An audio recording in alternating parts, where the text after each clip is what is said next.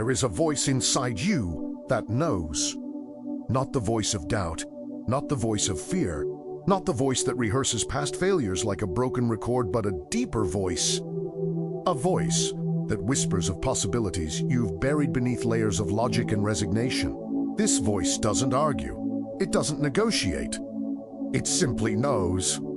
Tonight, as you prepare to rest, as your mind begins to soften and your body surrenders to stillness, I invite you to listen to that voice. Because what I'm about to share with you isn't just philosophy. It isn't abstract spirituality floating somewhere beyond your reach. This is about the mechanics of creation itself. The actual laws that govern how thought becomes thing, how vision becomes reality, how faith becomes form. Wallace D. Wattles understood something that most people spend their entire lives ignoring, that there is a certain way of doing things. Not a hopeful way, not a lucky way. A certain way. A way that works with the precision of mathematics, with the reliability of sunrise, with the inevitability of gravity. And the cornerstone of this way, the foundation upon which everything else is built, is your ability to hold your vision with unwavering faith. But let me be clear about what faith means here. This isn't about blind belief. This isn't about pretending everything is fine while your world crumbles. This isn't about toxic positivity or spiritual bypassing. True faith, the kind Wattles speaks of, is something far more powerful and far more practical. It is the conscious decision to align yourself with the creative intelligence of the universe, to become a deliberate channel through which formless substance takes shape. You see, most people live their entire lives as passengers. They wake up each day and wait to see what happens to them. They react, they respond, they cope, they survive. But they don't create. They don't command. They don't shape reality with the force of their vision. And then they wonder why life feels so random, so chaotic, so endlessly disappointing. But you are not here to be a passenger. You are here to be a creator, and creation begins with vision. Not vague wishes, not desperate hopes. Vision, clear, crystallized, emotionally charged vision. The kind of vision that reorganizes the very fabric of possibility around you. When you hold a vision with unwavering faith, something extraordinary happens. The universe begins to rearrange itself. Opportunities that were invisible suddenly appear. People who can help you cross your path. Resources flow toward you. Synchronicities multiply, not because you're lucky, not because you're special, but because you are finally working with the laws of creation instead of against them. Think of it this way. Imagine you're standing in a dark room. You can't see anything. You bump into furniture.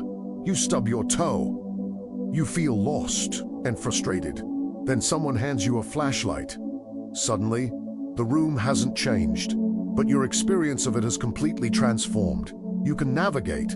You can move with purpose. You can reach your destination. Vision is that flashlight. Faith is your willingness to keep it turned on, even when the darkness feels overwhelming, even when doubt whispers that you should just give up and sit down. Tonight, I'm going to show you how to hold that flashlight steady, how to keep your vision so clear, so vivid, so unshakable that the universe has no choice but to respond. Not because I'm asking you to believe in magic, but because I'm inviting you to understand the science of creation. The certain way that Wattles dedicated his life to teaching. But before we go deeper, let me ask you something. What would your life look like if you truly believed that your vision was inevitable, not hoped for, not wished for, inevitable? What would you do differently tomorrow morning? How would you speak? How would you move through your day? What would you stop tolerating? What would you start demanding? Because here's the truth that most people never grasp. Your vision isn't something you need to chase. Your vision is something you need to become. You don't pursue your desires from a place of lack. You inhabit your desires from a place of certainty. You don't beg the universe for what you want. You align yourself with what you want so completely that it has no choice but to materialize. This is what Wattles meant when he spoke of thinking in the certain way. This is what separates those who manifest their dreams from those who die with their music still inside them. And tonight, as you journey towards sleep, as your subconscious mind becomes more receptive, more open, more available for reprogramming, we are going to plant seeds so deep that they will transform not just what you think, but who you are. So settle in, let your breathing slow, let your body relax. Let the weight of the day drain away. Because what you're about to learn isn't just information, it's initiation. It's the beginning of a new relationship with reality itself. The universe is listening, your subconscious is listening. And most importantly, that deeper voice inside you, the one that knows is listening. Let's begin. Chapter 1. The formless substance. And your role as creator, there is a substance from which all things are made. Wattles called it formless substance, but you might call it consciousness, or quantum field, or divine intelligence, or simply the universe. The name doesn't matter. What matters is understanding what it is and how it responds to you. This substance is everywhere. It fills all space. It permeates all matter. It is both the ocean and the wave, both the clay and the sculpture. It is infinitely responsive, endlessly creative, and completely impartial. It doesn't judge your vision. It doesn't decide whether you're worthy. It simply responds to the impressions you make upon it with the clarity and intensity of your thought. Think like this, in your standing befast, cosmic mirror. But this isn't an ordinary mirror that reflects your physical appearance.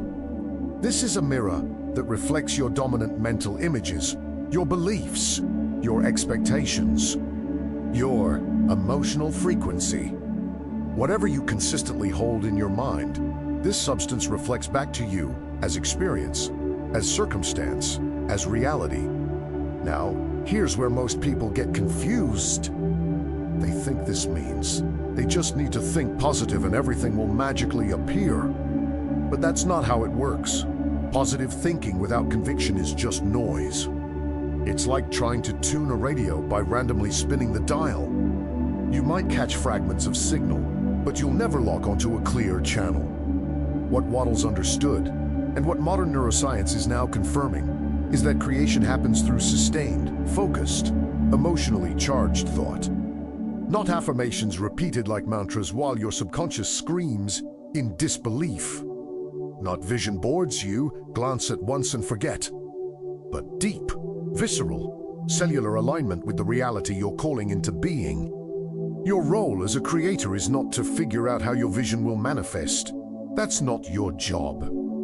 Your job is to hold the vision so clearly, so consistently, so faithfully that the formless substance has a perfect template to work from. The how is the universe's domain. The what is yours. Let me give you a practical example. Imagine you want to create financial abundance. Most people approach this from a place of lack. They look at their empty bank account and think, I need more money. That thought is rooted in absence, in noticing what isn't there. And the universe, being the perfect mirror that it is, reflects back more absence, more lack, more noticing what isn't there. But a creator thinks differently. A creator sees the abundance already present in the formless substance. They feel it. They embody it. They move through their day as someone who is already financially free, not someone desperately trying to become financially free. And this isn't pretending. This is recognizing a deeper truth, that in the realm of infinite possibility, your abundance already exists. Your job is simply to become a vibrational match for it. This is why Wattles emphasized thinking in a certain way. Because random thought produces random results. Scattered thought produces scattered results. But certain thought that is clear, consistent, and infused with unwavering faith produces certain results. You are not a victim of circumstance. You are not at the mercy of the economy, or the government, or your family history, or your past mistakes. You are a creative center in the universe. You are a focal point through which the formless substance takes shape. And the moment you truly understand this, the moment you accept this responsibility and this power, everything changes. But here's the challenge. Accepting this power also means accepting accountability. It means you can no longer blame anyone or anything for where you are. It means you have to stop telling the story of why you can't and start living from the truth of what is possible. Most people prefer the comfort of victimhood to the responsibility of creation, because victimhood gives you an excuse. Victimhood lets you stay small.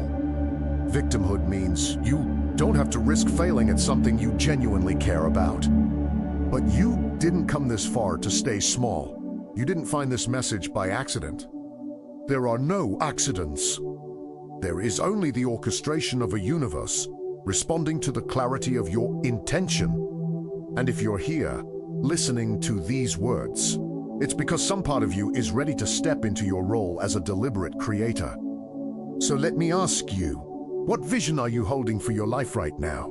Not what you're worried about. Not what you're complaining about. What vision? What image of possibility are you feeding with your attention, your emotion, your faith? Because whatever that image is, the formless substance is already beginning to take shape around it. The question isn't whether it will materialize. The question is whether you will hold your vision long enough, steadily enough, faithfully enough for the materialization to complete. And this brings us to the heart of what Wattles taught, that success is not about effort. It's not about how hard you work or how much you hustle or how many hours you grind. Success is about alignment. It's about becoming so clear in your vision, so certain in your faith, so consistent in your thought that the universe has no choice but to deliver. This doesn't mean you don't take action. Of course, you take action, but you take inspired action, not desperate action. You move from clarity, not confusion. You act from fullness, not emptiness, and that makes all the difference. The formless substance is waiting. It has been waiting since before you were born. It is waiting for you to impress upon it a clear vision, held with unwavering faith. And the moment you do, the moment you truly do, creation begins.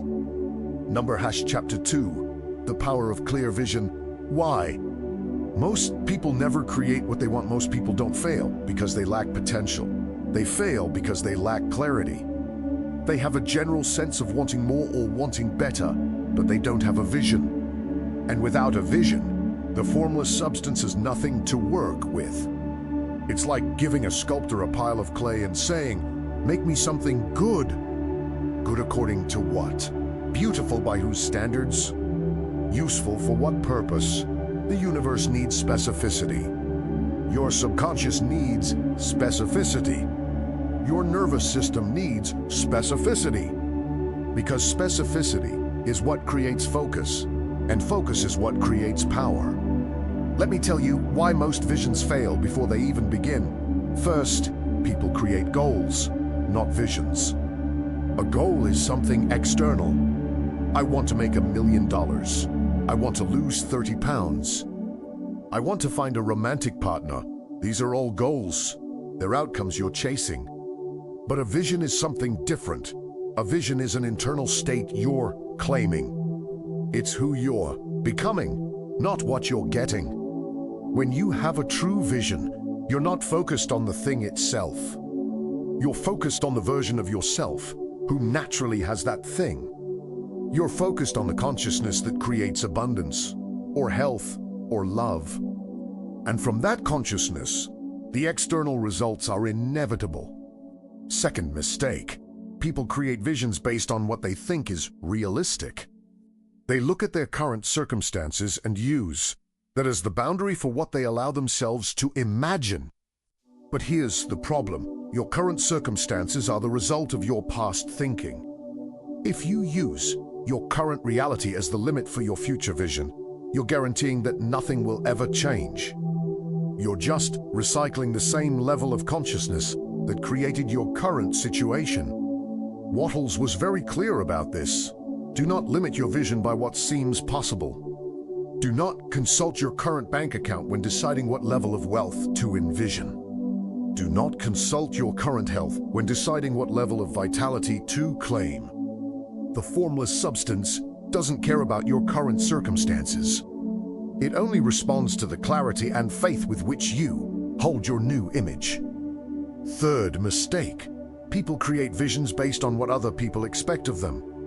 They envision the career their parents wanted for them, the lifestyle their friends would approve of, the version of success that society has pre-packaged and marketed. But this isn't vision, this is conformity. And conformity never created anything extraordinary. Your vision must be yours. Completely, unapologetically, unreasonably yours. It doesn't matter if it makes sense to anyone else. It doesn't matter if people think you're crazy. What matters is whether it ignites something inside you. What matters is whether thinking about it makes your heart race, and your skin tingle and your soul say yes. So how do you create a clear vision? How do you move beyond vague wishes and desperate hopes into the kind of crystallized certainty that moves mountains? Start here. Close your eyes right now if you can. Or, if you're listening as you drift towards sleep, just let your attention turn inward. And ask yourself, if there were no limitations, no money concerns, no time constraints, no fear of judgment, no past failures holding you back, what would I create? Who would I become? How would I spend my days? What would my relationships look like? How would I feel in my body? What contribution would I make? Don't censor yourself. Don't edit for realism. Just let the images come. Let them be as grand, as wild, as impossible as they want to be. Because in the realm of infinite possibility, nothing is impossible. Improbability is just unfamiliar probability. Now, take that vision and make it specific. Not specific about how it will happen, remember. The how is not your concern. But specific about what it looks like. What are you wearing? Where are you living? Who is with you? What are you doing? How does your body feel? What does your bank account look like? What kind of work are you doing? What impact are you having? The more specific you can be, the more clearly the formless substance can respond. It's like the difference between telling someone, meet me somewhere in the city versus meet me at the coffee shop on 5th and Main at 3 p.m. One is vague, the other is actionable. But specificity alone isn't enough. Your vision must also be emotionally charged. Because thought without emotion is powerless. It's the emotion that gives your vision magnetic pull. It's the feeling that tells the universe, this matters. This is real. This is non-negotiable. So when you see your vision, don't just observe it like you're watching a movie. Step into it. Feel it in your body. Feel the relief, the joy, the excitement, the gratitude. Feel what it's like to already be living that reality. Let those feelings flood your system. Let them rewire your nervous system. Let them become your new emotional baseline. This is what Wattles meant when he said to hold your vision with faith. Faith isn't intellectual. Faith is embodied. Faith is feeling the truth of your vision so deeply that doubt can't take root. And here's the beautiful paradox. The moment you can feel your vision as real, even before it manifests physically, you've already created it. You've impressed it upon the formless substance. You've sent the signal. Now, all that's left is for the physical world to catch up with the energetic reality you've established. But most people never get to this point because they sabotage themselves with one fatal mistake. They keep checking to see if it's working. They wake up every morning and look around for evidence. And when they don't see immediate results, they panic. They doubt. They revise their vision downward. They abandon ship. This is like planting a seed and then digging it up every day to see if it's growing. You're disrupting the very process you're trying to facilitate. Your job is not to monitor progress. Your job is to maintain the vision, to hold it steady, to return to it again and again, especially when external circumstances seem too contradicted. Because external circumstances are always lagging indicators. They're showing you the result of your past thinking, not your present vision. When you understand this, truly understand it, you stop being reactive. You stop letting temporary setbacks derail you. You recognize that there's a gap between impression and manifestation, between planting and harvest. And during that gap, your only job is faith. Clear vision combined with unwavering faith is the formula. It's the certain way. It's what separates those who transform their lives from those who just talk about it.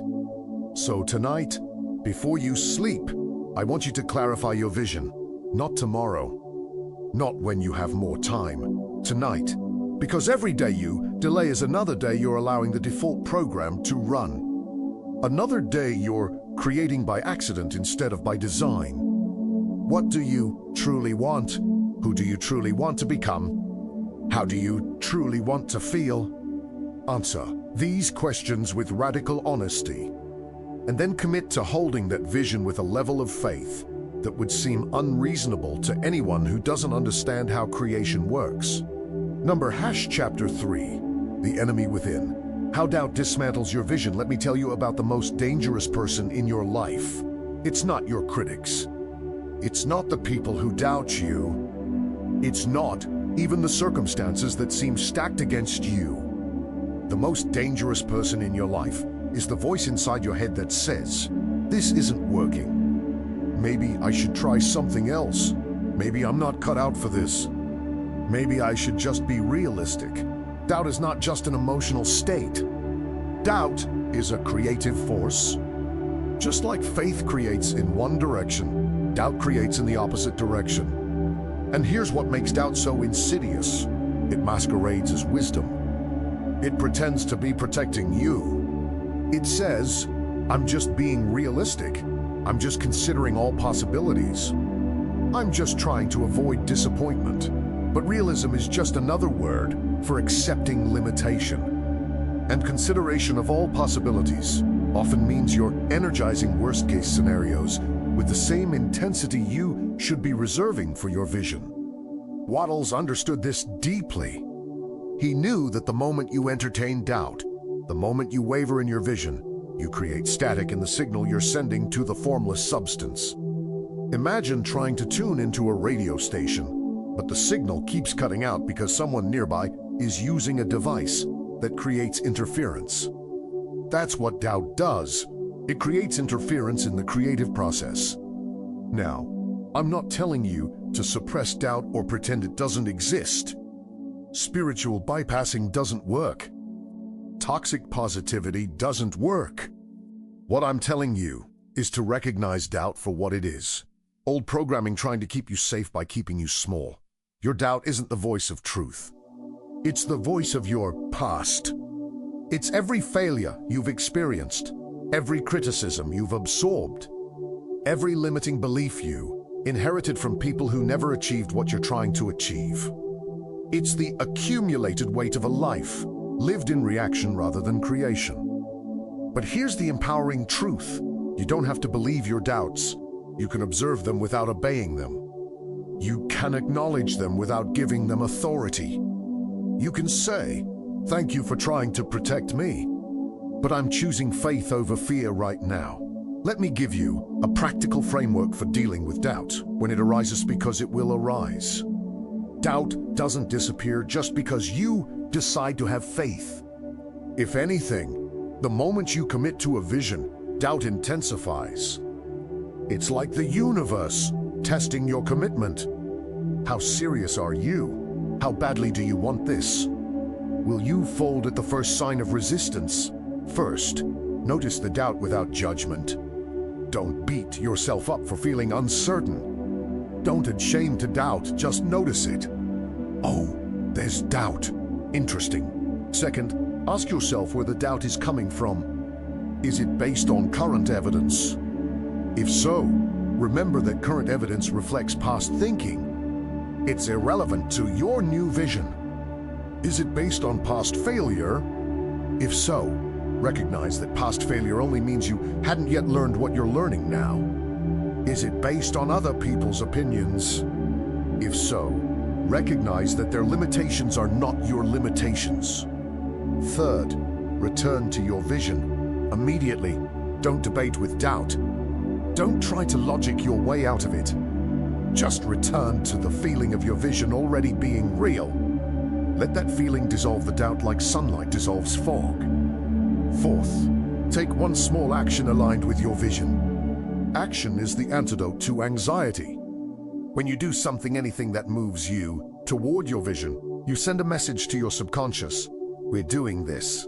This is real. This is happening, and that message strengthens faith while weakening doubt.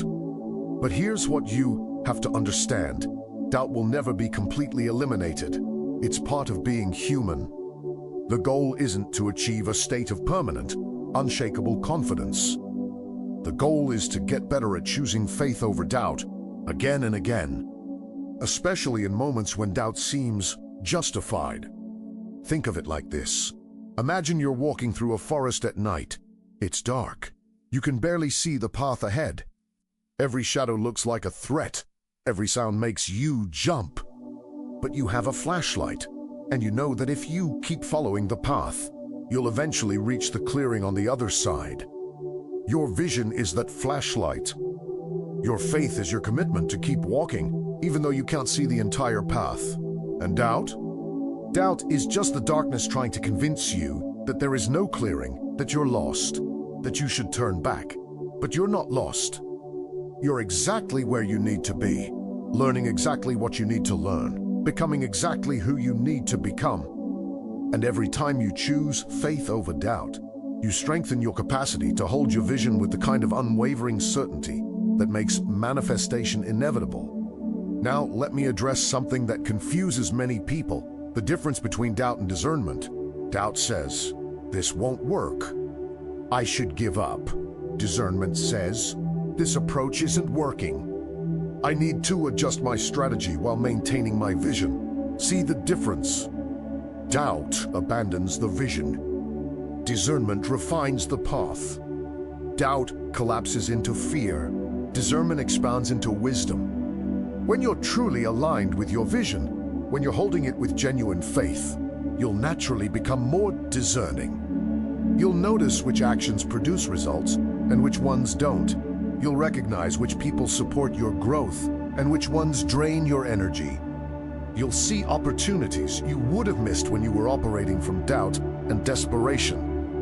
But this only happens when you commit to the vision first, when you establish unwavering faith as your foundation. Because discernment without commitment is just another form of doubt, dressed up in slightly more sophisticated clothing. So tonight, as you prepare to rest, as your conscious mind begins to recede and your subconscious becomes more receptive, I want you to make a decision, not a wish, not a hope, a decision.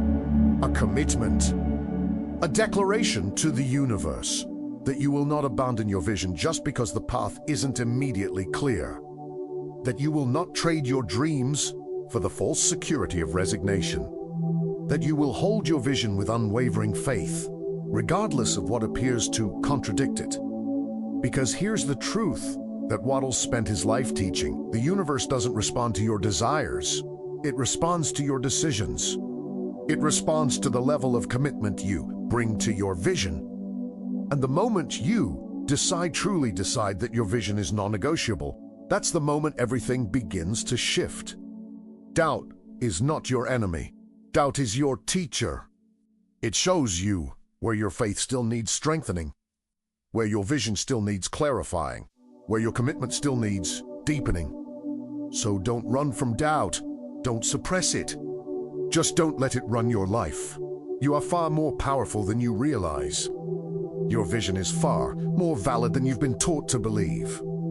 And your faith, when you choose it consistently, consciously, courageously, is far more creative than any circumstance could ever be destructive. Chapter 4. Practical steps to strengthen your faith. Daily faith is not something you have or don't have. Faith is something you practice. La maso y grong through consistent use. Like a skill, it improves through deliberate training. And like any habit, it becomes automatic through repetition. Most people approach faith as if it's a static quality. They think you either believe in something or you don't, but that's not how faith works. Especially the kind of unwavering faith that Wattles describes. This kind of faith is cultivated. It's built.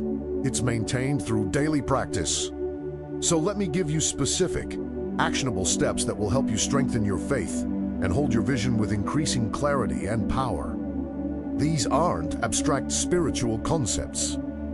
These are practical tools you can implement starting tomorrow morning. First, create a sacred morning practice. The first hour of your day determines the energetic frequency of the entire day. If you wake up and immediately check your phone, scrolling through news and emails and other people's priorities, you're training your mind to react rather than create. You're giving away your power before you've even gotten out of bed. Instead, create a morning ritual that reinforces your vision and strengthens your faith. This doesn't need to be elaborate. It just needs to be consistent. Here's what I recommend. Wake up 15 minutes earlier than usual. I know you're already tired. You already don't get enough sleep. But this is non-negotiable. 15 minutes. That's less time than you spend scrolling social media before bed. During these 15 minutes, do 3 things. 1. Revisit your vision. Close your eye, feel it deep. Don't just think about it, experience it. Let your body respond as if it's already real. Let gratitude and excitement flood your system. This isn't daydreaming. This is programming. You're installing new software into your subconscious mind. 2. Speak your vision out loud. There's power in the spoken word. When you articulate your vision verbally, you're engaging more of your senses, creating stronger neural pathways, and sending a clearer signal to the universe. It doesn't have to be poetic. It just has to be authentic. I am financially free. I am healthy and vibrant. I am surrounded by loving relationships. I am making a meaningful contribution to the world. 3. Take one small action aligned with your vision. Maybe you write a paragraph of the book you've been meaning to write. Maybe you send an email to someone who could help you. Maybe you do 10 minutes of movement if your vision involves physical health. The specific action doesn't matter as much as the consistency, because action builds belief, and belief strengthens faith. Do this every single day, no exceptions. Not when you feel inspired, not when you have extra time, every day. Because consistency is what transforms a practice into a transformation. Second, guard your mental diet. Wattles was adamant about this. And modern neuroscience confirms it. What you consistently focus on shapes your reality. Not metaphorically, literally.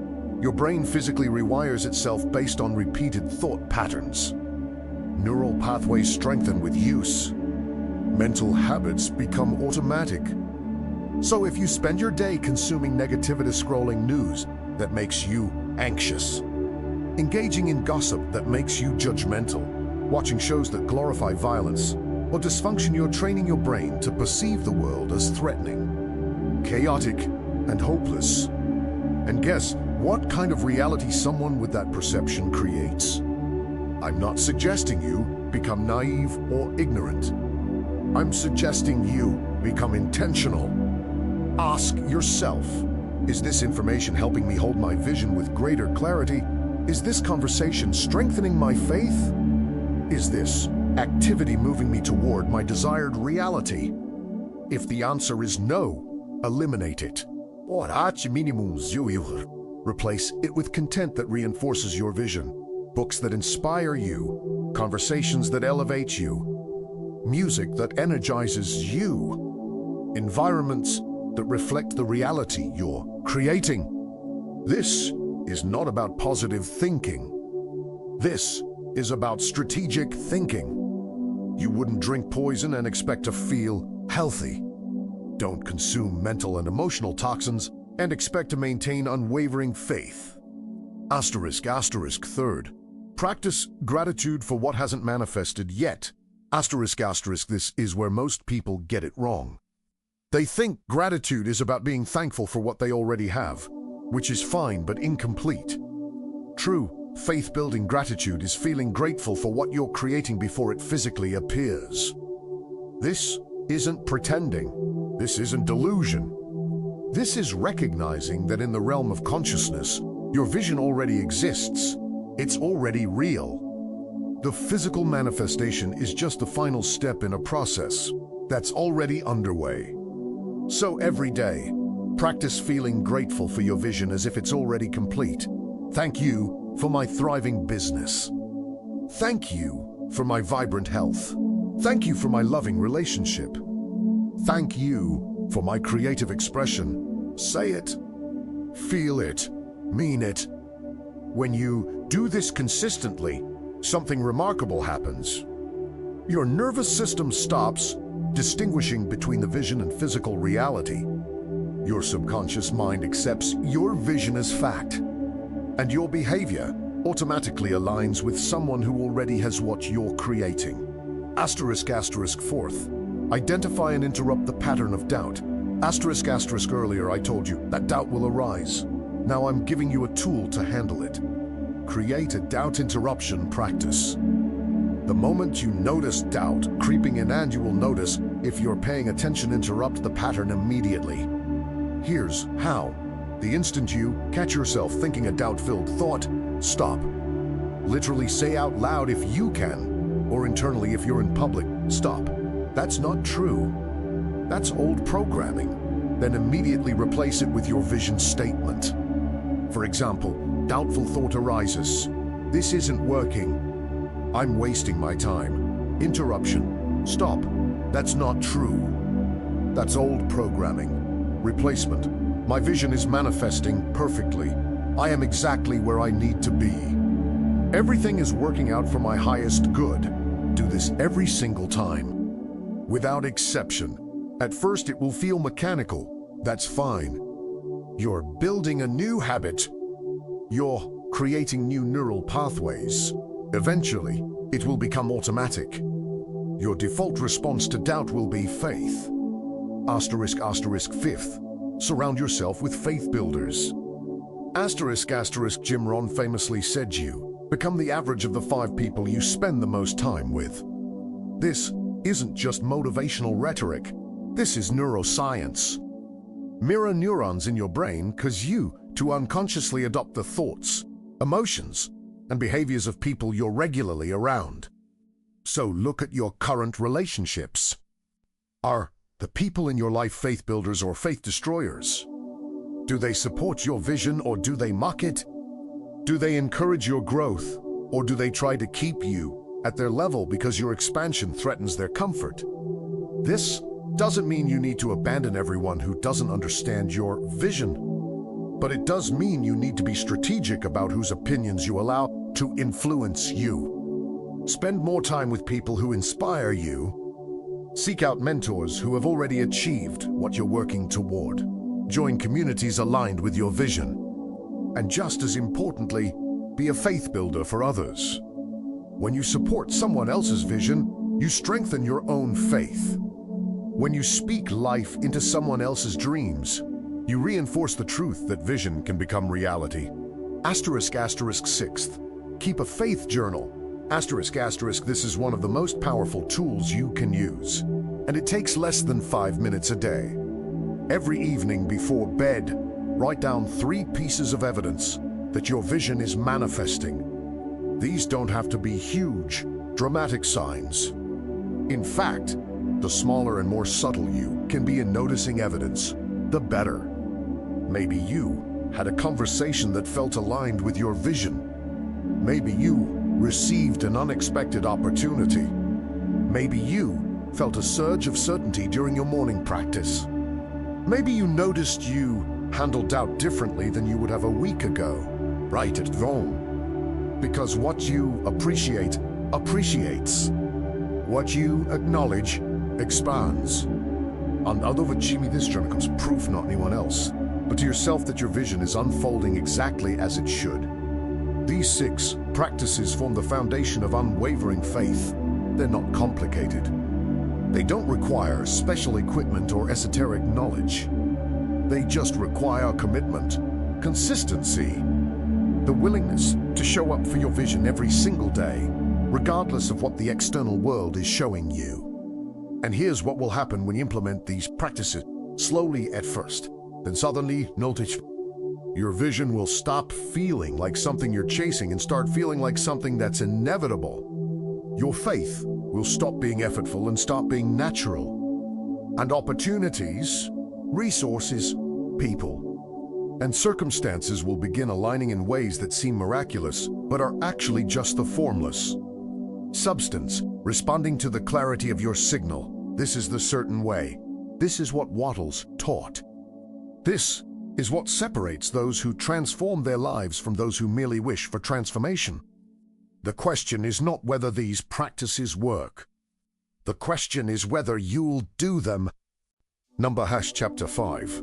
The Illusion of Time, WHY. Your vision is already complete. One of the greatest obstacles to unwavering faith is our human relationship with time. We experience life linearly. We remember the past, exist in the present, and anticipate the future.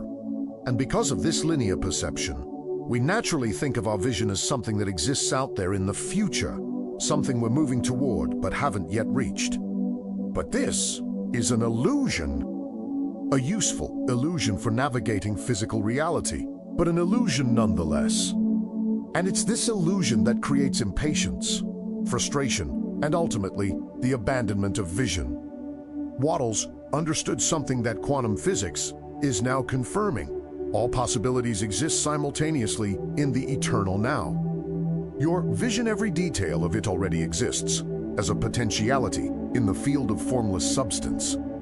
It's not something you need to create from scratch. It's something you need to align with the vibrational match for. Think of it like I do. All radio frequencies exist simultaneously in the air around you right now. Jazz, classical, talk radio, news, music from different decades, it's all there. But you only hear one station at a time because that's what you're tuned to. If you want to hear a different station, you don't create new radio waves. You just adjust your frequency. Your vision works the same way. It already exists in the quantum field. Your job isn't to create it. Your job is to tune yourself to the frequency of already having it. And you do that not by looking forward with longing, but by embodying the consciousness of someone for whom your vision is already realized.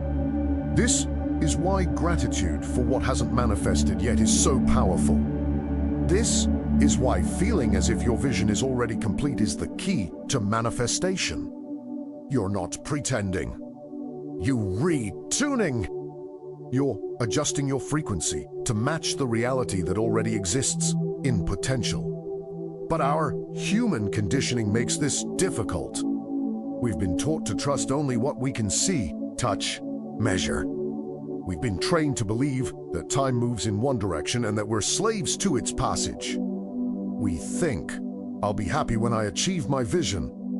I'll feel successful when I see the results. I'll believe it when I see it. But Wattles would say, you'll see it when you believe it. You'll experience it when you embody it. You'll manifest it when you stop treating it as future and start claiming it as present. This doesn't mean you ignore practical reality. You still take action. You still plan. You still engage with the physical world. But you do it from a completely different emotional and energetic state. You don't act from lack, from desperation, from fear that time is running out. You act from fullness, from certainty, from knowing that you're simply stepping into what's already yours. Let me give you a practical example of how this shift in perception changes everything. Imagine two people with the exact same vision, to build a successful business that serves thousands of people and generates substantial income. Person A operates from the illusion of time. They think, I don't have it yet, I need to work harder. I need to figure it out. Time is passing. I'm not where I should be. What if I'm too late? What if it never happens? They wake up stressed. They make decisions from fear. They're exhausting themselves trying to force results. And ironically, their desperation pushes away the very opportunities that would help them. Person B operates from the truth of eternal now. They think, my successful business already exists in potential. I am simply becoming the version of myself who runs that business. Every action I take is from that consciousness. I'm not chasing success. I'm expressing success that already is. They wake up energized. They make decisions from clarity. They work with purpose, but without desperation. And their certainty attracts the opportunities, people, and resources they need. Both people take action. Both people work hard. But one is rowing upstream, fighting against the current of doubt and fear. The other is sailing downstream, carried by the current of faith and alignment. This is not just philosophy. This is practical mechanics. When you operate from the consciousness that your vision is already complete, your nervous system relaxes. Your cortisol levels drop. Your creativity increases. Your perception opens. You literally see opportunities that were invisible when you were operating from lack. But here's where it gets even more interesting. The universe responds to the state you're broadcasting, not the words you're saying. You can affirm abundance all day long, but if you're feeling lack, you're broadcasting lack. You can visualize success, but if you're anxious about its absence, you're reinforcing absence. The key is to collapse time in your consciousness.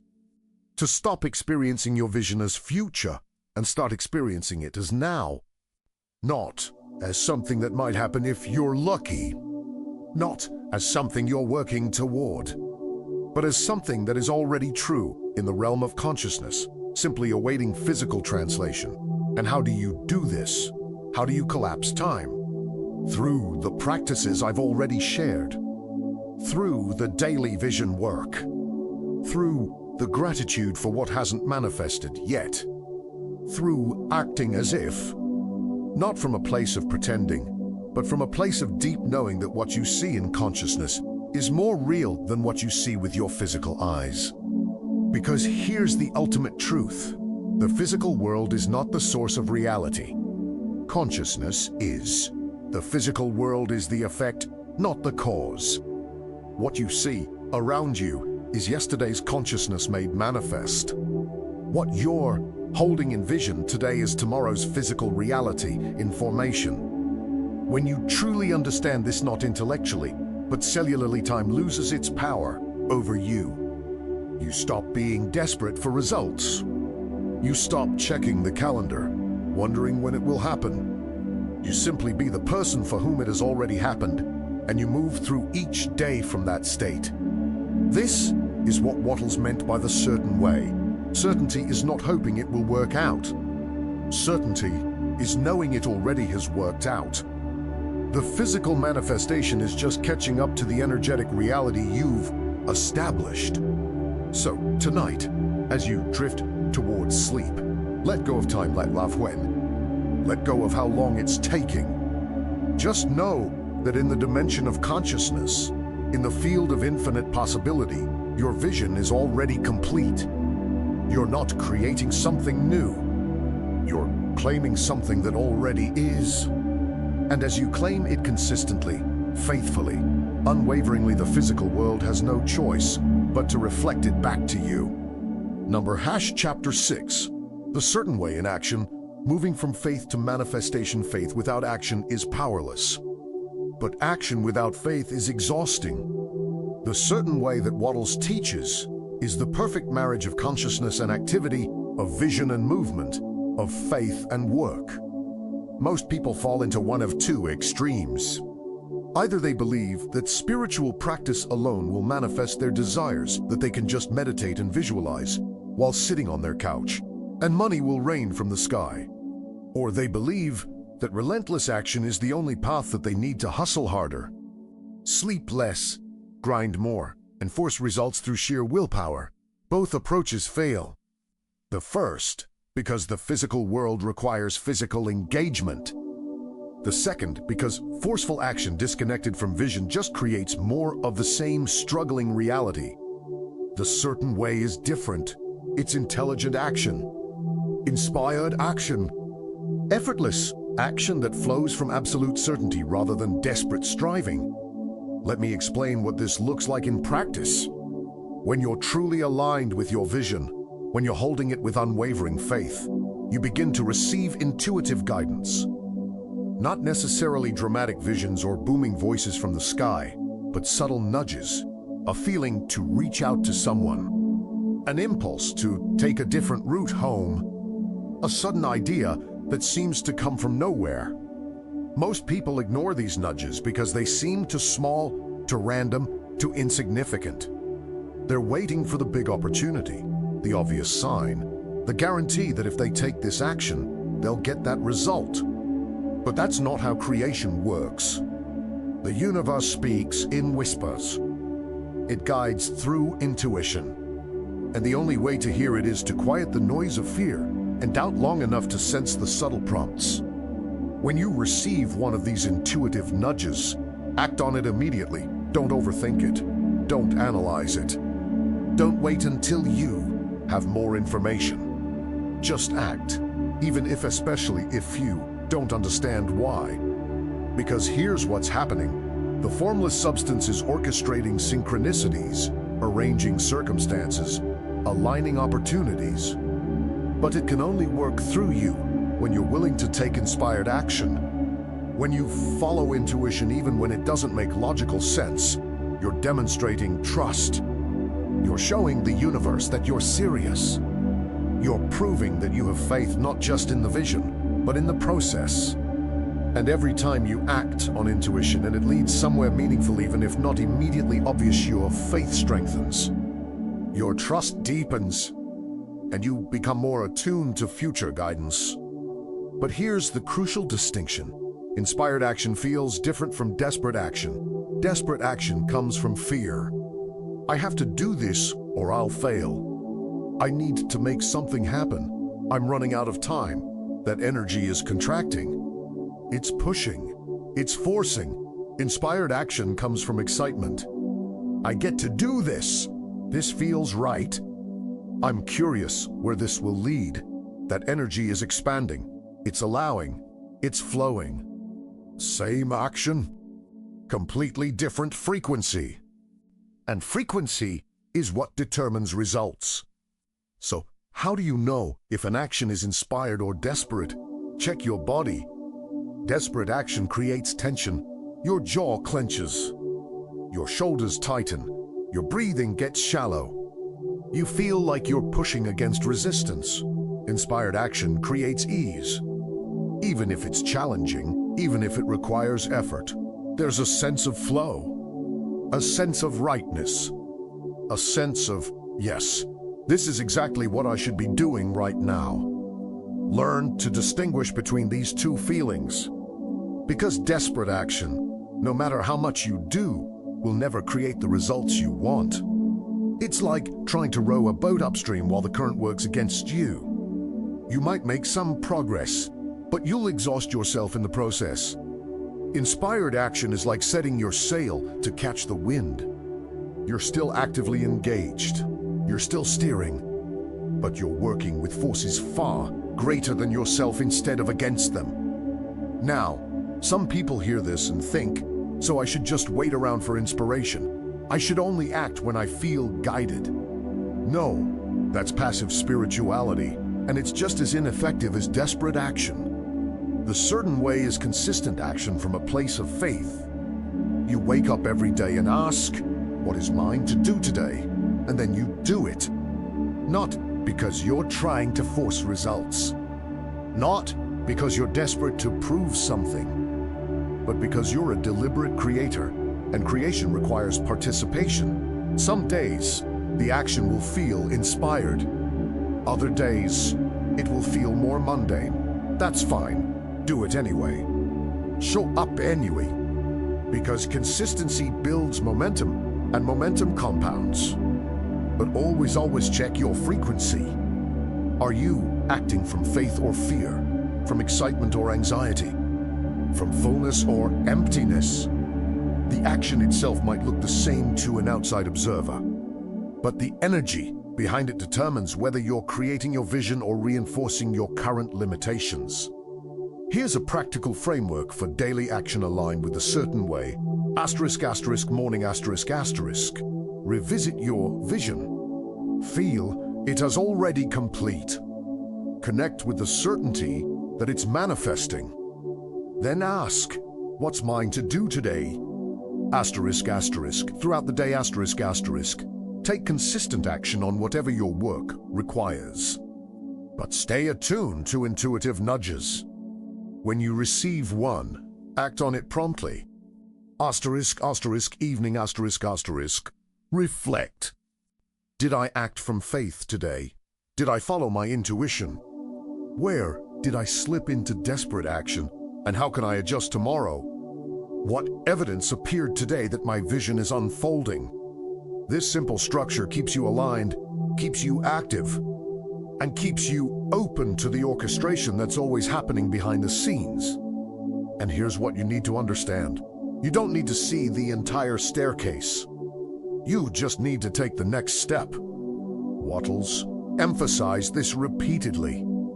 You don't need a detailed plan. You don't need to know exactly how your vision will manifest. You just need to do the next right thing, the next obvious action, the next step that's illuminated, because the universe reveals the path as you walk it, not before. It doesn't give you a roadmap from point A to point Z. It gives you point A to point B, then B to C, then C to D.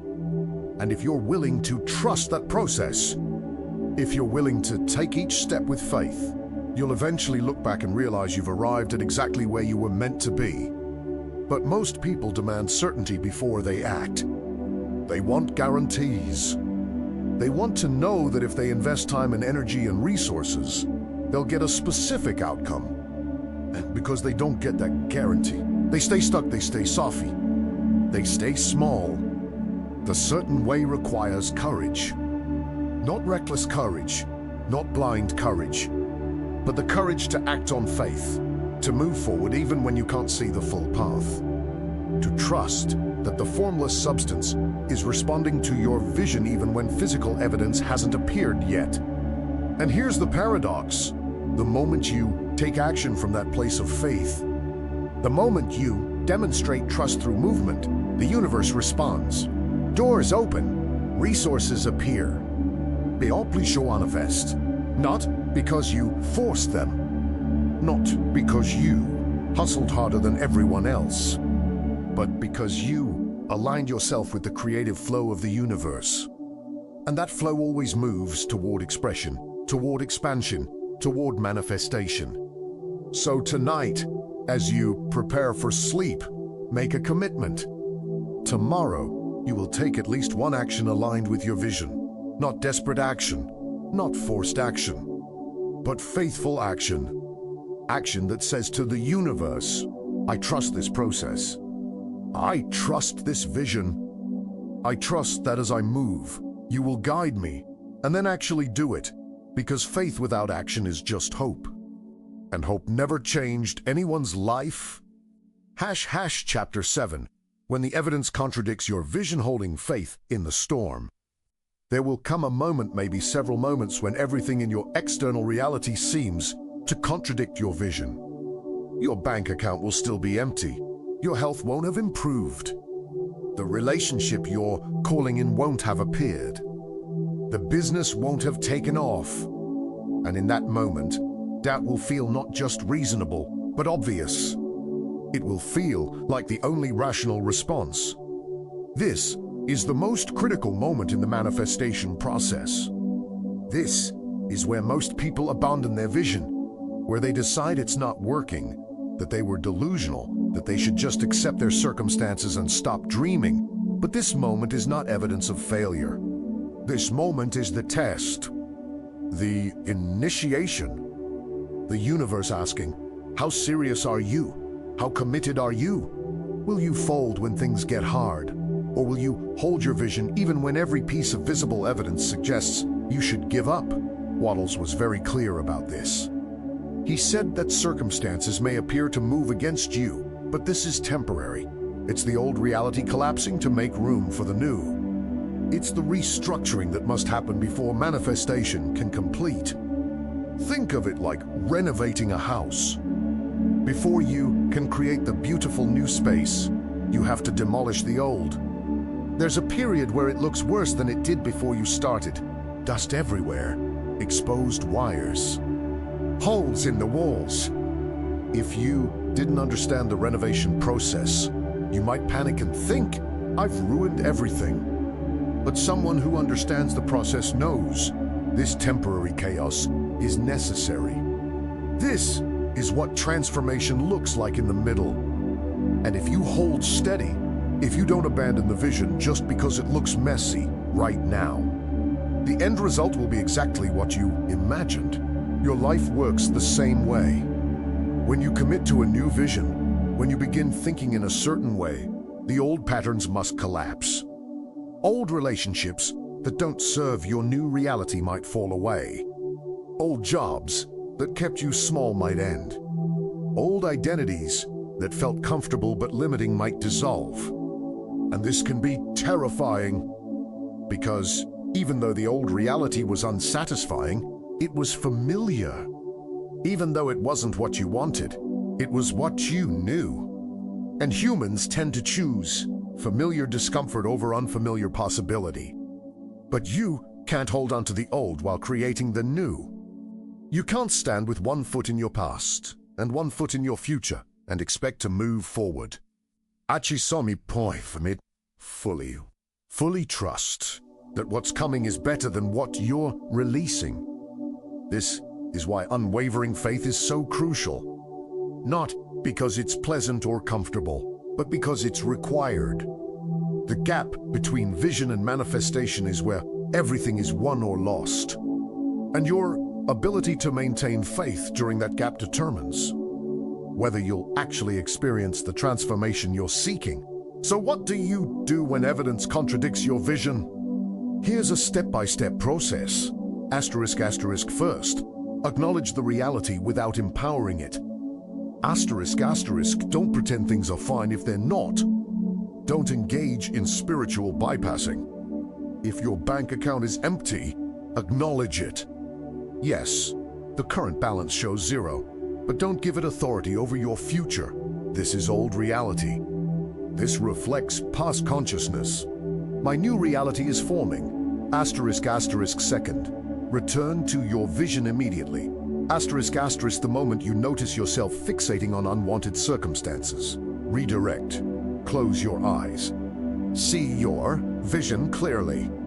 Feel it deep. Remind yourself, this is what's becoming real. This is what I'm creating. What I see with my physical eyes is temporary. What I see with my inner vision is eternal. Asterisk third. Look for any evidence, however small, that supports your vision. Asterisk, this is crucial. Because even in the midst of contradiction, there are always signs that things are shifting. Maybe someone said something encouraging. Maybe you felt a moment of certainty during your morning practice. Maybe an unexpected opportunity appeared, even if it didn't immediately solve everything. Find those signs. Acknowledge them. Write them down, because what you focus on expands. If you focus on contradiction, you'll find more contradiction. If you focus on evidence of progress, you'll find more evidence of progress. Asterisk fourth. Take one aligned action. Asterisk, don't sit passively hoping things will improve. Move, even if it's a small action. even if you don't see how it will immediately fix the problem, because action breaks the spell of helplessness. Action reminds you that you're a creator, not a victim. **Fifth. Practice radical self-compassion. ***. Holding unwavering faith is hard. It's okay to struggle. It's okay to have moments of doubt. Don't beat yourself up for being human. Just don't stay in the doubt. Acknowledge it, then return to faith. Let me tell you something that very few people understand. The universe doesn't test you because it wants you to fail. It tests you because it wants you to become someone who can handle what you're asking for. If your vision is big and it should be, then you need to become the kind of person who can hold that reality. You need to develop the internal strength, the emotional resilience, the unshakable faith that matches the magnitude of what you're creating. The challenge isn't punishment. The challenge is preparation. Every time you choose faith over fear, you strengthen your capacity. Every time you maintain your vision despite contradictory evidence, you deepen your alignment.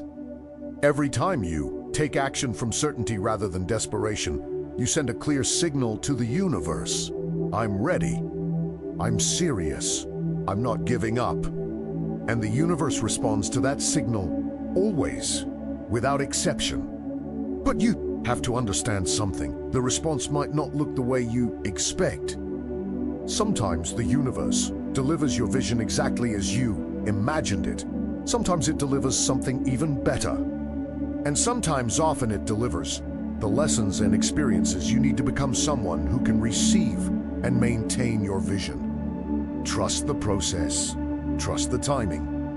Trust that what appears to be delay is actually divine orchestration. Because the universe is not withholding from you. The universe is preparing you, aligning you, transforming you into the person who naturally lives the reality you're creating. This is why Wattles emphasized the certain way, not the hopeful way, not the possible way, the certain way. Because when you understand the laws of creation, when you know how consciousness shapes reality, you don't just believe your vision will manifest, you know it will.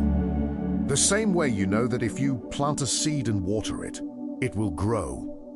You don't check every day to see if it's working. You don't dig it up to verify progress. You just trust the process because you understand the laws governing that process. Your vision is the same. You've impressed it upon the formless substance. You're holding it with faith.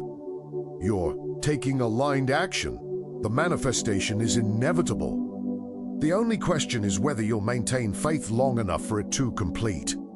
So tonight, especially if you're in a moment where evidence seems to contradict your vision, I want you to hear this.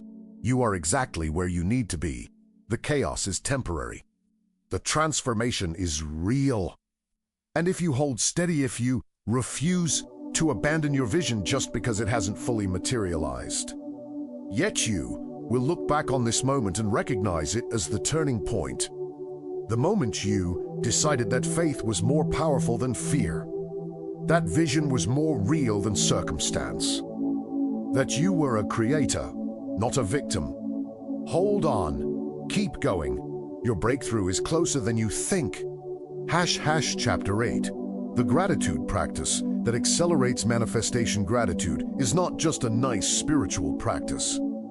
It's a scientific tool for manifestation. When you feel genuine gratitude, your brain releases dopamine and serotonin, neurotransmitters associated with happiness, satisfaction, and openness. But more than that, gratitude shifts your electromagnetic frequency. It changes the signal you're broadcasting to the quantum field. Remember, the formless substance responds to the vibration you're emitting, not the words you're saying. You can affirm abundance all day, but if your underlying feeling is lack, you're broadcasting lack. Gratitude is the fastest way to shift from the frequency of lack to the frequency of abundance. But here's where most people get it wrong. They practice gratitude for what they'd have which is fini, but incomplete. True manifestation requires Gratitude for what hasn't physically appeared yet. Gratitude for your vision as if it's already real. Gratitude for the person you're becoming. Gratitude for the transformation that's underway, even if you can't see it with your physical eyes. This type of gratitude isn't pretending. It's not fake it until you make it. It's recognizing a deeper truth that in the dimension of consciousness, your vision already exists. And by feeling grateful for it now, you're collapsing the time between energetic reality and physical manifestation. Let me give you a specific gratitude practice that will dramatically accelerate your results. I want you to do this every night before sleep, when your subconscious is most receptive, and every morning when you wake, before your conscious mind has fully activated. *** evening gratitude practice. *** lie in bed. Close your eyes. Take 3 deep breaths to center yourself. Now, bring your vision to mind. See it clearly. And then begin to feel gratitude for it. Not gratitude that it might happen someday. Gratitude that it is happening. Gratitude that it has already happened in consciousness. Say internally or aloud, "Thank you for my thriving business. Thank you for my vibrant health. Thank you for my loving relationships. Thank you for my financial abundance. Thank you for my creative expression. Thank you for my purpose manifesting perfectly." But don't just say the words. Feel them. Let gratitude flood your system. Let your heart expand. Let your body respond as if you're genuinely experiencing these things right now. Because in the realm of consciousness, you are. Do this for at least 3 minutes, longer if possible. Let yourself marinate in that feeling. Let it be the last emotional state you experience before sleep, so your subconscious can work on it while you rest. *** morning gratitude practice. *** before you check your phone. Before you get out of bed, before you let the concerns of the day flood in, take 60 seconds for gratitude. Open your eyes, look around, and find 3 things in your immediate environment to be grateful for. Thank you for this bed that supports me. Thank you for the light coming through the window. Thank you for the breath moving through my lungs. Simple, specific, genuine. This practice grounds you in the present moment and creates an immediate shift in your frequency. You're training your brain to look for what's good, what's working, what's abundant. Perception. You start noticing opportunities instead of obstacles, possibilities instead of problems, evidence of progress instead of proof of delay. But here's what makes this practice so powerful. Gratitude is incompatible with fear. You can't feel genuinely grateful and anxious at the same time. They operate at opposite ends of the emotional spectrum. So, every moment you spend in gratitude is a moment you're not reinforcing doubt, worry, or limitation. And because your frequency determines your reality, the more time you spend in gratitude, the more experiences you create that give you even more to be grateful for. It's a self-reinforcing cycle, an upward spiral, positive momentum that compounds. Now, some people resist this practice. They think, how can I be grateful for things that haven't happened yet? Isn't that lying? Isn't that delusional? But consider this. Every single thing that exists in physical form right now, the device you're using, the building you're in, the relationships in your life, all of it began as a vision in someone's consciousness. It wasn't physical first. It was mental first, energetic first. And it became physical because someone held that vision with enough faith and took enough aligned action for it to materialize. Your vision is no different. It exists in consciousness right now. It's as real as anything you can touch, just in a different dimension of reality. And by being grateful for it now, you're not being delusional, you're being perceptive. You're recognizing truth that most people can't see because they're so fixated on physical evidence. So, if gratitude for the non-physical feels uncomfortable, Start smaller. Be grateful for the progress you've made. However subtle, be grateful for the clarity you've gained. Be grateful for your commitment to growth.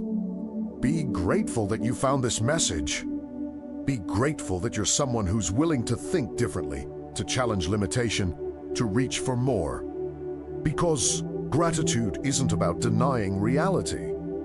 It's about choosing which reality you'll focus on, the old reality that's dissolving or the new reality that's forming.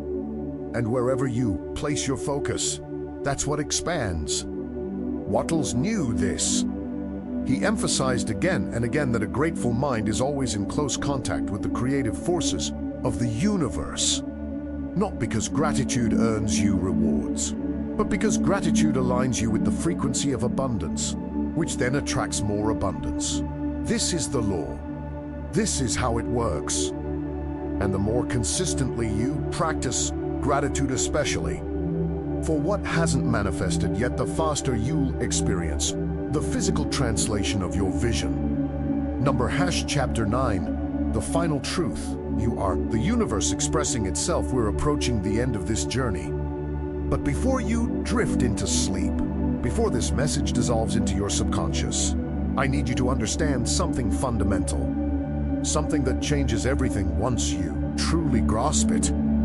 You are not separate from the universe. You're not a small, isolated individual trying to get the attention of some distant cosmic force. You are the universe expressing itself. You are consciousness having a human experience. You are the formless substance in individualized form. This means your vision isn't something foreign to the universe. Your vision is the universe seeking to express more of itself through you. When you desire something, it's not random. It's not selfish. It's not unrealistic. It's the universe planting a seed in your consciousness because it wants to experience that reality through you. This is why your vision matters. This is why holding it with unwavering faith is so crucial. Because when you abandon your vision, you're not just disappointing yourself. You're blocking the universe's desire to express more fully through you. Wattles understood this deeply. He knew that every human desire, when it's aligned with growth and contribution, is the universe calling you forward. It's life seeking to experience more of itself, more creativity, more abundance, more love, more beauty, more truth. And here's what this means practically. You don't need to beg the universe for what you want. You don't need to prove you're worthy. You don't need to earn your vision. You just need to recognize that your vision is already endorsed by the universe, or you wouldn't have received it in the first place. Your job is simply to say yes, to align yourself, to become the channel through which this vision flows into physical form. Not because you're forcing it, but because you're allowing it. Not because you're desperate for it, but because you recognize it as inevitable. When you understand this, truly understand it, everything changes. You stop feeling like you're fighting against reality. You start feeling like you're dancing with it. You stop trying to control outcomes. You start trusting the process. You stop asking, why isn't this working? You start knowing, this is already working. I just need to stay aligned. This is the deepest level of faith. Not faith in some external deity or abstract concept, but faith in yourself as an expression of universal consciousness. Faith in your vision as the universe's desire. Faith in the process as the natural unfolding of creation. And when you operate from this level of understanding, manifestation stops being a struggle. It becomes your natural state. Because you're no longer working against the grain of reality. You're flowing with it. So tonight, as you prepare to sleep, I want you to feel this truth in your body. You are not alone. You are not separate. You are not powerless. You are the universe in human form, creating, expanding, expressing. And your vision, that clear, specific, emotionally charged vision you've been holding, is simply the universe calling you forward into a greater expression of yourself. Trust it, honor it, hold it with unwavering faith. Not because you're trying to manipulate reality, but because you're recognizing the reality that already exists in consciousness and allowing it to materialize in form. This is the certain way. This is what Wattles devoted his life to teaching. And this is the truth that will transform your life if you let it. Number Chapter 10, the practical blueprint YOUR 3-day faith building protocol. Everything we've discussed so far has been about understanding the principles. Now, I want to give you a concrete, actionable protocol that you can implement starting tomorrow. This isn't theoretical. This is practical. This is the blueprint that will help you build unwavering faith systematically over the next 30 days. Asterisk week 1, clarity and commitment asterisk. Your focus this week is getting crystal clear on your vision and making a non-negotiable commitment to it. Day 1, write out your vision in detail. Not goals, not wishes, your vision of the reality you're creating. Who are you? What are you doing? How do you feel? Where are you living? What does your day look like? Be specific. Write at least 2 pages. Day 2 to 7, every morning, spend 15 minutes revisiting this vision. Close your eyes. See it, feel it, embody it, then ask, what's mine to do today? And follow through on whatever action feels aligned. Week 2, mental discipline this week is about guarding your mental diet and interrupting patterns of doubt. Day 8 to 14, set a timer on your phone for every 2 hours. When it goes off, pause and ask yourself, what have I been thinking about for the last 2 hours? Is it aligned with my vision or contradicting it? If contradicting, immediately redirect to your vision. Also this week, identify your 3 most common doubt patterns, write them down, then create replacement statements. Every time you catch yourself in a doubt pattern, interrupt it and replace it immediately.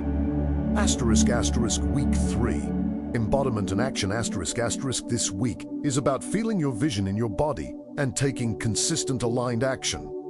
Day 15 to 21, morning practice. After your vision work, stand up. Physically embody the person you're becoming. How do they stand? How do they move? How do they breathe? Move your body as that person for 5 minutes. This might feel awkward. Do it anyway. You're training your nervous system. Throughout the day, take at least 1 action that your future self would take. Not desperate action, not forced action, but action that's aligned with the reality you're creating. Week 4, gratitude and evidence this final week is about amplifying gratitude and training yourself to see evidence of manifestation. Day 22 to 30, morning gratitude for your vision as if it's already complete. 3 minutes minimum. Evening, faith journal. Write down 3 pieces of evidence that your vision is manifesting. Remember, these don't need to be huge. Small shifts count, subtle signs matter. You're training yourself to notice what's working rather than fixating on what hasn't appeared yet. Daily non-negotiables all 30 days. 1, no consuming negative media first thing in the morning or last thing at night. Bookend your day with vision and gratitude instead. 2, no complaining about your current circumstances. You can acknowledge them without empowering them. But complaining reinforces the old reality. 3, no sharing your vision with people who will doubt it. Not everyone deserves access to your dreams. Protect them, nurture them, share them only with people who understand what you're doing. What to expect. Week 1, you might feel excited but also skeptical. This is normal. Keep going. Week 2, doubt will intensify. Old patterns will resist. This is the test. This is where most people quit. Don't Week 3, you'll start noticing shifts, small things, subtle synchronicities. Stay consistent. Week 4, faith becomes easier. The vision feels more real. Your default thoughts start shifting. This is momentum. This is when everything accelerates. After 30 days, you won't be the same person. Your nervous system will be different. Your beliefs will be different. Your frequency will be different. And your external reality will begin reflecting those internal shifts. But here's the crucial part. Don't stop after 30 days. These practices aren't a temporary fix. They're a new way of living, a new way of creating, a new way of being. Make them your lifestyle. Make them your new normal. Because unwavering faith isn't something you achieve once and then forget about. It's something you cultivate daily, consciously, intentionally. Number #chapter 11. When others doubt your vision, protecting your creative frequency.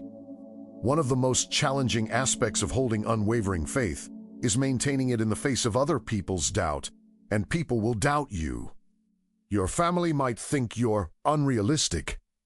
Your friends might think you've changed. Colleagues might think you're naive. Even strangers might feel entitled to share their skepticism. This isn't personal. It's not about you. It's about them. Most people have abandoned their own vision so thoroughly that seeing someone else pursue theirs feels threatening. It reminds them of what they've given up. And rather than be inspired by your faith, they'll try to pull you down to their level of resignation. Wattles warned about this.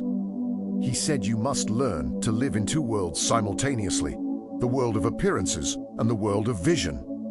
And you cannot let the opinions of people who live only in the world of appearances influence your commitment to the world of vision. But how do you do this practically? How do you maintain your faith when the people around you, people you love and respect, are telling you you're wrong? First, understand that you cannot change their minds. And that's not your responsibility. You're not here to convince anyone that your vision is valid. You're here to hold your vision with such unshakable faith that it manifests regardless of what anyone else thinks. Some people will celebrate your transformation. Some will be threatened by it. Some will actively try to sabotage it. Your job is not to manage their reactions. Your job is to stay aligned. Second, be selective about who you share your vision with. Not everyone deserves access to your dreams. Your vision is sacred. It's precious. It's vulnerable. And sharing it with people who don't have the consciousness to support it is like planting seeds in concrete and wondering why they don't grow.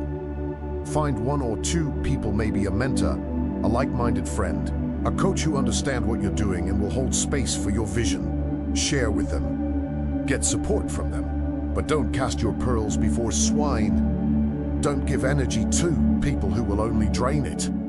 Third, when someone expresses doubt, don't engage. Don't defend. Don't explain. Don't try to prove anything. Just smile, acknowledge their concern, and change the subject.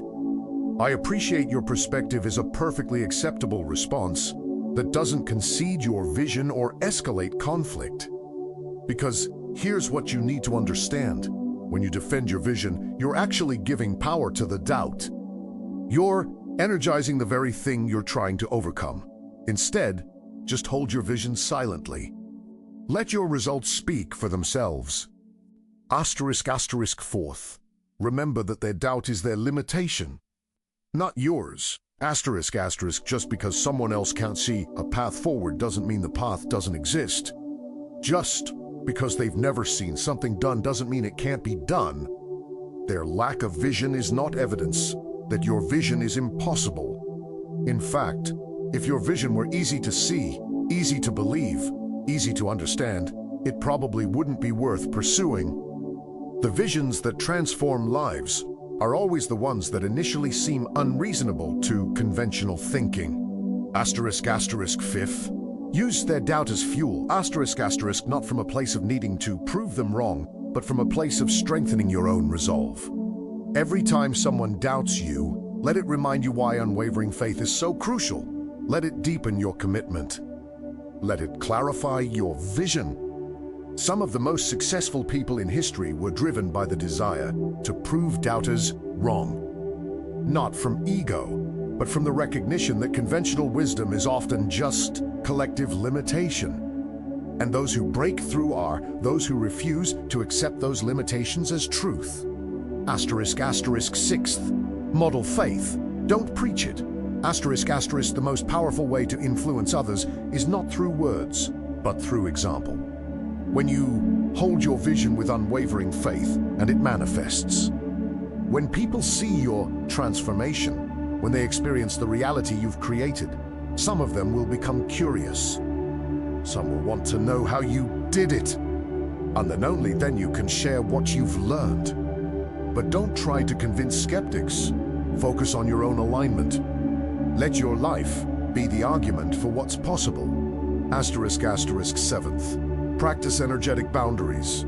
Asterisk asterisk, when you're around people who emit doubt, anxiety, or limitation, you can feel it. It's like walking through a cloud of heavy energy. Don't absorb it.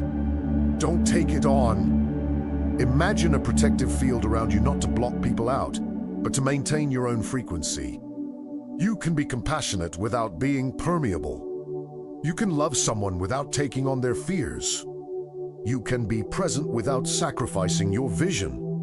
And finally, recognize that as you transform, your relationships will naturally shift. Some people will rise with you. Some will stay where they are, and some will fall away. This isn't failure. This is evolution. It's the natural consequence of growth. You can't stay the same person and create a new reality. And you can't maintain all the same relationships and evolve into someone new. There will be losses. There will be grief. But there will also be new connections with people who match your new frequency. People who support your vision. People who celebrate your faith. Trust the process. Trust that the right people will remain or arrive. And trust that your vision is more important than maintaining relationships that require you to stay small. Number chapter 12. The science behind the certain way. Why this actually works. Everything I've shared with you isn't just mystical philosophy. It's rooted in actual science. Modern neuroscience, quantum physics, and psychology are all confirming what Wattles intuitively understood over a century ago, that consciousness shapes reality, that thought creates form, that faith is a measurable energetic frequency that influences outcomes. Let me briefly explain the science so you can hold your vision with even greater certainty. Asterisk asterisk neuroplasticity. Asterisk asterisk, your brain physically rewires itself based on repeated thought patterns. When you consistently visualize your vision, when you feel the emotions associated with it, you're creating new neural pathways. Over time, these pathways become highways. Your brain literally changes structure to support your new reality. You're not imagining this. You're creating it at a biological level. Asterisk asterisk, the reticular activating system RAS. Asterisk asterisk, this is the part of your brain that filters information. You're bombarded with millions of data points every second. Your RAS decides what's important and what to ignore based on what you've told it matters. When you hold a clear vision, you're programming your RAS to notice opportunities, resources, and people aligned with that vision. They were always there. You just couldn't see them because your RAS wasn't looking for them. Asterisk asterisk, mirror neurons. Asterisk asterisk. These neurons fire both when you perform an action and when you observe someone else performing that action. This is why embodiment work is so powerful. When you physically move as the person you're becoming, your brain starts believing you already are that person. The neural difference between doing and imagining is smaller than you think. Asterisk asterisk, the placebo effect. This demonstrates the power of belief. When people believe they're receiving treatment, their bodies often respond as if they actually received it even when they only received a sugar pill. This isn't just psychological, it's physiological. Belief changes biology. Faith alters chemistry. Quantum physics. At the subatomic level, particles exist in a state of potential until observed. The act of observation collapses the wave function, turning potential into actuality. Your consciousness is the observer. Your vision is the act of observation. And what you consistently observe not with your physical eyes, but with your inner vision is what collapses into form. This isn't woo-woo. This is physics. Consciousness is not a byproduct of matter. Matter is a product of consciousness. Heart-brain coherence.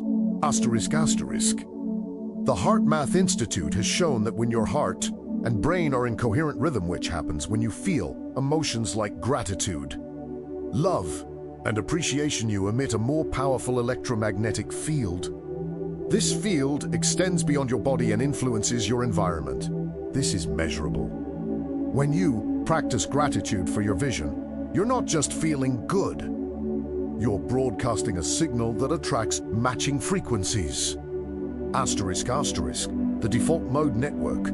This network in your brain activates during rest and daydreaming. It's most active right before sleep and right after waking, which is why those are the most powerful times for vision work. Your conscious filters are down. Your subconscious is accessible. And programming during these windows has exponentially greater impact. Understanding the science doesn't replace faith. It reinforces it. Because now you know that what you're doing isn't wishful thinking. It's working with actual laws. Laws as real as gravity. Laws as reliable as mathematics. And when you understand that you're not hoping for magic but applying science, your faith becomes unshakable. Because you're not waiting for the universe to grant you a favor. You're participating in a process that's as certain as planting seeds and expecting harvest.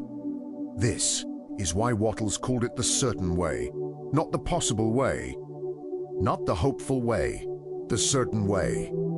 Because when you understand the mechanics, when you apply the principles consistently, results are inevitable. Chapter 13. Your vision is your responsibility, the empowerment of total accountability. Here's a truth that's both liberating and terrifying. No one is coming to save you.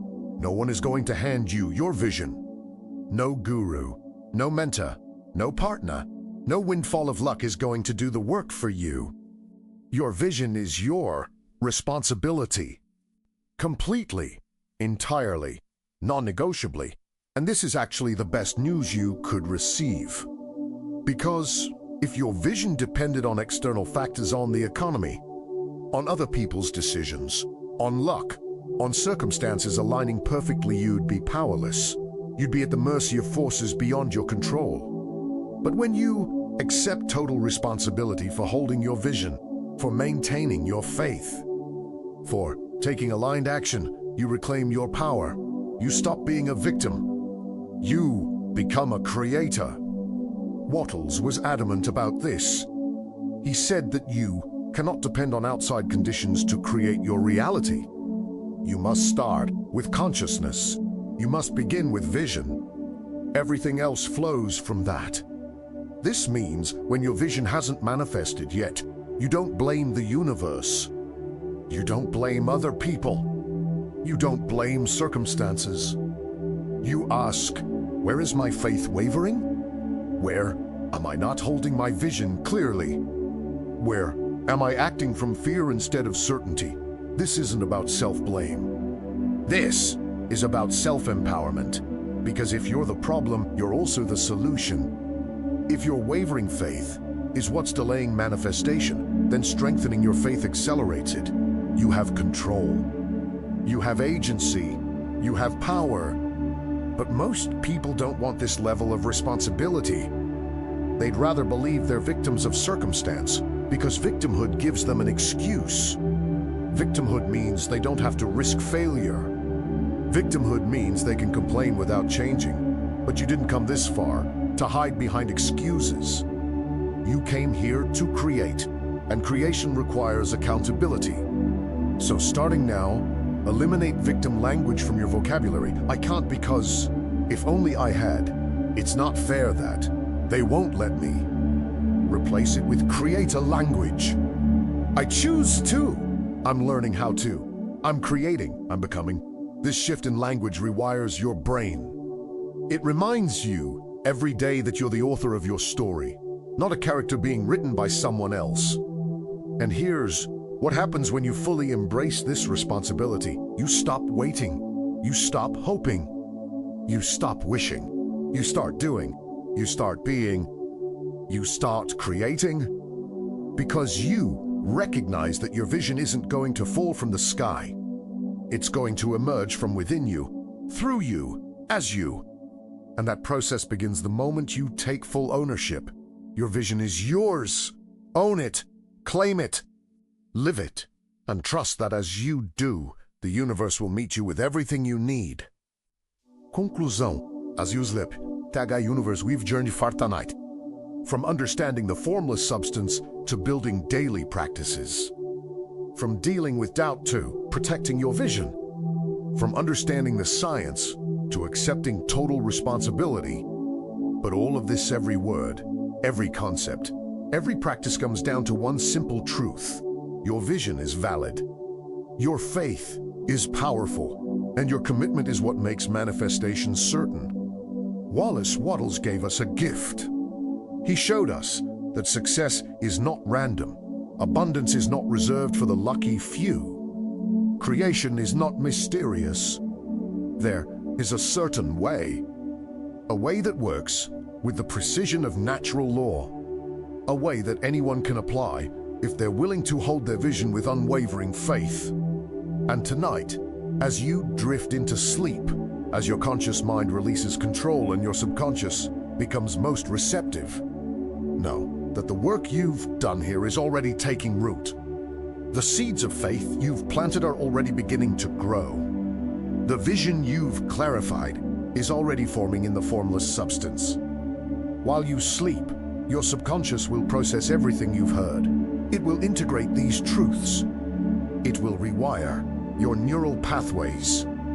It will align your frequency with your vision. This isn't metaphor. This is what actually happens during sleep when you've properly programmed your mind before rest. And tomorrow morning, you'll wake as someone slightly different. Someone whose faith is a little stronger. Someone whose vision is a little clearer. Someone whose commitment is a little deeper. And if you apply the practices, if you maintain your vision, if you choose faith over doubt again and again, you will look back 30 days from now, 90 days from now, a year from now, and barely recognize your old life. Because everything will have changed. Not because you got lucky. Not because the universe decided to grant you a favor. But because you learned how to think in a certain way, and you had the courage to hold your vision with unwavering faith. The universe is not separate from you. You are not begging for scraps. You are the universe expressing itself. And your vision is simply the universe, calling you forward into greater expression, greater expansion, greater fulfillment. Trust that. Honor that. Live from that truth every single day. Your vision is valid. Your faith is powerful. Your transformation is inevitable. And it all begins now, as you close your eyes, as you release into sleep, as you let these truths sink deeper than conscious thought, into the realm where creation actually occurs. Rest well, dream deeply, and know that while you sleep, the universe is conspiring to deliver everything you've dared to envision. The certain way is yours. The unwavering faith is yours. The manifested reality is yours. It always has been. Welcome.